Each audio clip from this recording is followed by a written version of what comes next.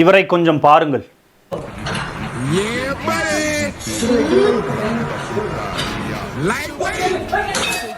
இன்று பெரும்பாலான உடற்பயிற்சி கூடங்களில் இதுதான் நடக்கிறது. தங்கள் வலுவிற்கு மேலே எடையை தூக்க முயற்சிப்பது. இது உண்மையில் தசைகளை வளர்க்குமா? இல்லை. இந்த 1 rep max 2 rep max என்று பேசுகிறார்களே, அவையெல்லாம் பெரும்பான்மையானவர்களுக்கு உதவப் போவதில்லை.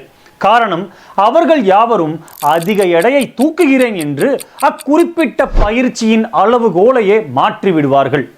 அதிக எடையை தூக்கி பயிற்சி செய்தால் மட்டும் போதாது, இலக்கு தசைகளில் அவை சரியாக வேலை செய்கிறதா என்பதையும் ஆராய வேண்டும். இன்று பல ஜாம்பவான்கள் தசை வளர்ச்சிக்காக செய்கிறார்களோ இல்லையோ, சுற்றி இருப்பவர்கள் அதை பார்க்க வேண்டும் என்பதற்காகவே செய்கிறார்கள். அதிக எடையை தூக்கி சர்க்கஸ் காட்டுவார்கள், ஆனால் அந்த டம்பிள்களை மீண்டும் ராக்கில் வைக்க மாட்டார்கள். பாவம். தலைவன் சொல்வது போல மைண்ட் மசில் கனெக்ஷன்.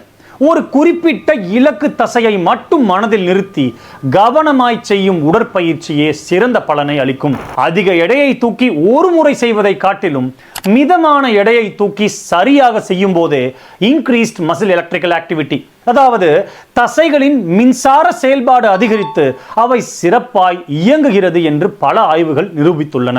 ஆகவே இது போல எல்லாம் செய்து உங்களுக்கும் ஆபத்தை விளைவித்து அந்த உடற்பயிற்சி கூட உரிமையாளரின் பொருட்களுக்கும் பங்கத்தை ஏற்படுத்தி விடாதீர்கள்.